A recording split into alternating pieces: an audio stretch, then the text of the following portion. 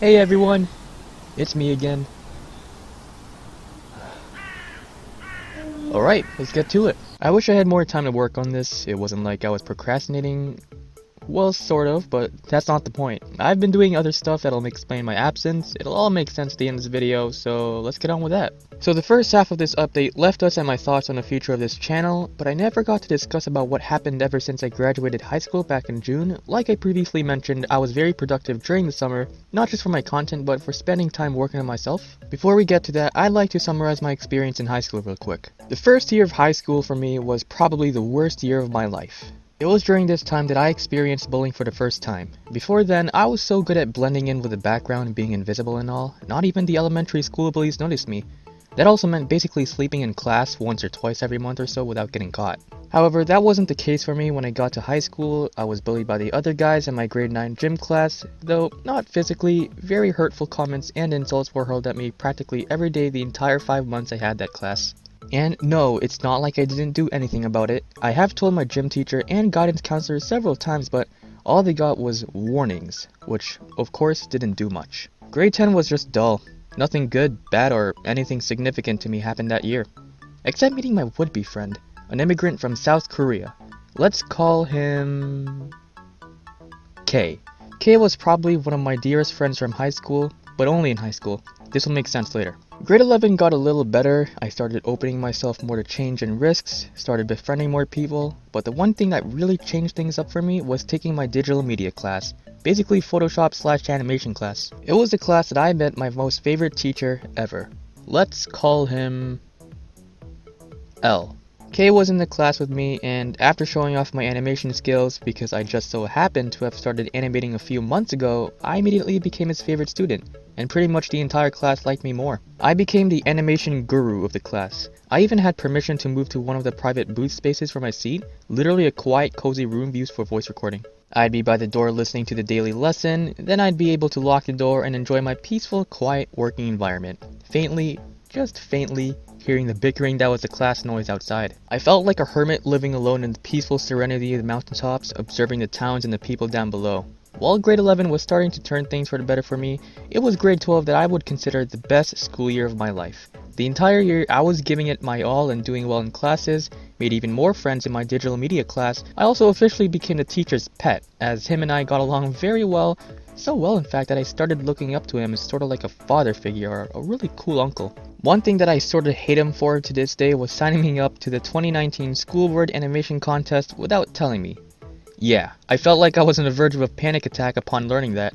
I had a partner though, this really cute Korean girl with a slightly higher skill level than me. There was no preparation required as we would be told what to animate on that day, but nonetheless we'd meet up in the library after school at least 3 times a week the past month before the competition, mainly discussing about it as it was her second time signing up, but just talking about random stuff as well, mainly our interests, hobbies, debating about whether it was better to watch Avengers Endgame in the theaters or just stream it online. When the day came, I was really nervous, my heart beating so heavily, I swear I could hear my own heartbeat in my head. The competition was fairly well matched. We were all just a bunch of intermediate skilled folks. Half of us looked like we didn't even want to be there, but here we are. We were told what to do and off we went. Though all we brought with us was a really old 90s drawing tablet. Yeah, that was of no use to me at all since I already had a few months of mouse experience back then. My partner and I were also surprisingly working well. Everything was looking great. Except when we got to the near end. Turns out I missed a tiny but really important detail of the whole thing, and it was one of the first things that needed to be done in the first place, so I told my partner this, we both looked at the screen, then at the clock, then to each other. 20 minutes left, and all she did was shrug, lean back, and pull out her phone. It was at that moment that she had unceremoniously accepted defeat, but I wasn't sure if I did yet. There was no absolute way we could go back and finish in time. My phone had low battery, which I needed to use to notify my mom when the competition ended. I didn't know what to do. Till I did. I basically used the last 20 minutes to create my own steak animation to show to my partner, a little laughs for gag skit if you will. I forgot what I even made, but just as I was hoping, as soon as I showed it to her, she smiled. Even laughed a bit. She liked it. And that honestly made me forget the whole loss we took. After the competition ended, the two of us, as well as other teams representing our school, were all just waiting by the parking lot. I was just passing the time daydreaming in my head like usual, until she finally broke the silence and started talking to me about our loss. Apparently, since my neutral face looks like I'm contemplating whether I should take my own life or not, she wanted to cheer me up, discussing about what we did really well and all. We even came to the conclusion that she was a better artist and I was a better animator. About 20 minutes had passed, we were still talking about what happened back there when all of a sudden she grew quiet. Looked nervous even. Then she took my hand, which I'll admit her hand was really soft and smooth. My first initial thought was, maybe she wants to do a handshake? She was going to say something until she was cut off by somebody's car horn. Apparently her parents were actually picking her up separate from the bus that was picking all of us up. She smiled, hugged me, told me it could wait for tomorrow, and left. I was really confused. I was just standing there thinking, what kind of a handshake was she going for? 10 more minutes had passed, the bus finally arrived to pick all of us up, and during the entire ride, I was just pondering what happened back there. I was still trying to figure out what kind of a handshake she was going for, but that wasn't the only thing that was on my mind. I was also thinking about this feeling I got when she hugged me. The same feeling I had when I showed her my little stick animation, and I was starting to suspect that I might have had those feelings. You know, the whole warm and fuzzy butterflies in your stomach whenever you're around a certain someone that you might have a certain something for feeling. While I was in this deep state of thought, it suddenly hit me. The way she grew quiet and looked nervous looking, the way she took my hand and looked at me with those really shy but gentle looking eyes, I suddenly figured out what she was trying to tell me. In the end, it didn't matter because for some reason after the competition, we just stopped hanging out. I waited for her in the library after school for a week before I stopped trying. She wasn't answering any of my texts or calls, and I didn't have any classes or mutual friends with her. Not even my teacher, Mr. L, knew where she went. And it remained like that all the way till graduation. Guess it was a one-time thing. Oh well, that's a bummer. The rest of the school year, however, was pretty normal. No sudden surprises. I did very well in my finals despite... Wait, do people even call it finals or do people call it exams? I did really well in my finals despite not studying much. I don't know how. I guess I just paid attention pretty well throughout the year, so much that most of the information translated into pure instinct for me at that point. Graduation was, Alright, if anyone here watched my anniversary video and remember that scene where my character was on the podium and all, well, I didn't do anything like that, but the graduation ceremony for me was rather quite a significant event for me to remember. And no, not what most people remember it for, but it's rather traumatizing for me actually. The after party was really great, however. I only stayed for an hour before my family whisked me off so we can celebrate more privately together, but during my time there, it was probably the most comfortable I've ever felt around more than 2 people at a time. I talked, traded numbers, even messed around with played manhunt around the event room where the party took place. Yeah, don't question why we did so. I guess it was our chance to hang out and have fun as kids for the last time before we moved on in our own separate ways. And that kicked off the start of summer, which I already explained was probably the best summer I had in a while for reasons already told, but all that changed after I had shortly finished my anniversary video and I went on to my vacation to America with my family. You might just be wondering why, but I wouldn't say it was the best. Wasn't the worst either, just meh, sort of. There were some awful moments I had during that time that resonated and left an impact on me, even after the week spent. New York City was great. Central Park, Staten Island, Liberty Statue, Empire State, Times Square, the bridges. Then there was Washington, D.C. with all the memorials, the monument, the White House and Treasury Department. Funny enough, all I did most of the time while walking down the paths was just daydream all the scenes of movies and video games I remember that included the place. Examples included Call of Duty Modern Warfare 2, Splinter Cell, The Division 2, Olympus Has Fallen, Planet of the Apes, While I Was Down, Captain America, Winter Soldier, Independence Day. Six Flags was great, rode some of the extreme rides like Superman, Green Lantern, Joker and others. I was nervous as hell, but yeah, I still went. I didn't go into big drops though. I can handle sharp turns, spinning in place, standing, hanging, and even upside down, but drops is where I cross the line. I'd probably just pass out mid-drop to be honest. Even though I never passed out, I'm pretty sure that'd be my first time right then and there. Either that or I just grip really hard on the safety harness, shut my eyes, and hold in my gut as much as possible. It's what I did when I took on rides in the past that I discovered I didn't like later on. Anyways, the point is, the trip was alright. I had a lot of good moments and bad moments here and there, so it sort of just balances out to an okay feeling, I guess. But it was when I got back from the trip was when things started going downhill. I got sick before the first day on the job that I got hired for during the summer.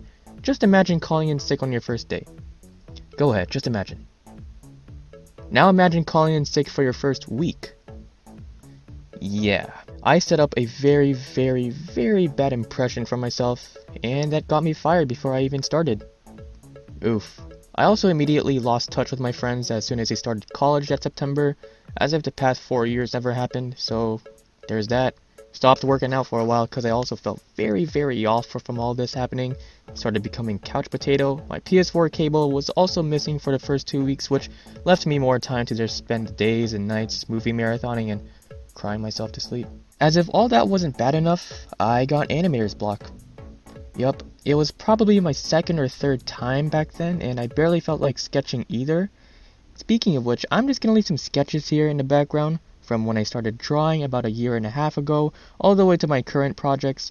All of September was awful for me, which is why it was a miracle that I managed to work on and finish an entry for Aversios Deadly Runners tribute, link to the full collab in the description. October was also a turnaround for me. I transitioned from simple pencil sketches to digital art, which I will show at the near end, and I started feeling a little bit better about myself. I met a lot of new friends on my Discord server during this time, and I also went to see a certain highly anticipated film in the near beginning of the month that I will possibly make an entire video dedicated to that only, possibly. Also, before I graduated, I also had this plan to take an entire year off before college, but that wasn't such a great plan after all. So I signed up for several colleges, but I really only had my sights on one of them, as recommended to me by my teacher Mr. L, and several of my former friends from high school. Oh gosh. I'm pretty sure you can guess then, I didn't make it to any of them. But the one college that I actually wanted to go to, so there's that. Most of them only had arts and designs as 1 or 2 courses anyways. Well, part of the reason why I wanted to go to this specific one was because they had an all art and game design course, except for a small English course, but like, it's English. And I always excelled in English anyway, so not a problem. Honestly, ever since I took this tour of the campus, which by the way is in Toronto, so for anyone watching this video, hi, I've just been really more excited than nervous. The tour eliminated all of my concerns and doubts I had, and now I'm just 100% set and ready to go for my time to come. Ever since the summer ended, time just flew by so fast for me. It only feels like yesterday that summer ended and school was out again. I spent all of November and most of December working on my own personal digital art projects, just trying to experiment here and there. Also to finally be able to draw out all these scenes and ideas that came to me throughout the years. It's funny, I did not plan on talking this long. I probably already passed the 10-minute mark by now. So for my digital art projects that I've been working on, if you guys have been wondering what I've been doing for the past 4 months, well, I'm about to show you. This right here is my first ever fully finished art piece. Before this, all I did was just a bunch of quick sketches and scrapped projects. It's also my longest project I've ever spent on, about 80 hours in total. Basically, throughout the whole month of October, while artists would be working on Inktober, I've been working on this single drawing the whole time. It's a drawing scene of mine that I've had for a while, video game characters just camping out in the woods, having a good time around the fire and all that. Don't mind how awful I drew some of them, just don't. Let me know in the comments who you can recognize in this drawing, if you can even recognize him at all. Man, I suck. Moving on to some Halloween art over here, just 2 kids chilling underneath a tree after collecting some candy. You got jack-o'-lanterns, fireflies, will-o'-wisps lighting the area. I went for a more magical, mystical sort of approach rather than the typical spooky approach. This one took me about 22 hours at most throughout the last few days before Halloween. Besides those 2 so far, I got this one which took me 40 hours, this one at 24 hours, a quick 2-hour sketch over here, a 20-hour long one, and finally, this one. This one I made during the second week of this month for the holidays. My 2 characters opening their presents. One of them got Christmas money, the other got a teddy bear. This sort of reflects their personalities as well as you may have guessed. If you would like to view these drawings much more in greater detail, I'm not sure if everyone did check the description of my last video, but I finally got a DeviantArt profile. It'll be where I'll be posting my digital art stuff, so basically stick animations for my YouTube channel, full body digital art for my DeviantArt profile, but of course I'll be expanding to other platforms soon in order to grow as a content creator. Everything will be down in the description below. I can't keep talking. The more I talk, the more I'm going to have to work on this video before New Year's come. So I'm just going to end it right here. I'm probably just going to end up drawing a bunch of rough frames and slap them together like the last time, or create some random stick animation loop that'll be playing in the background. Whatever it is, I hope you guys enjoyed this video. I also cannot believe it's going to be the end of a decade, and I can tell not being able to create a proper tribute for this decade is going to be a regret that I will have on my conscience for a very long time, but there's that. I don't know how to end a video as significant as this, but I just want to let you all, my viewers, know that I am grateful to have your support all this time. I'm glad that I did take up arts and animations. My only regret not being able to start sooner than I did, but at least I didn't start later, so there's that. wish you all a happy new year. This decade has been pretty much a ride, especially considering how much the world has changed so quickly.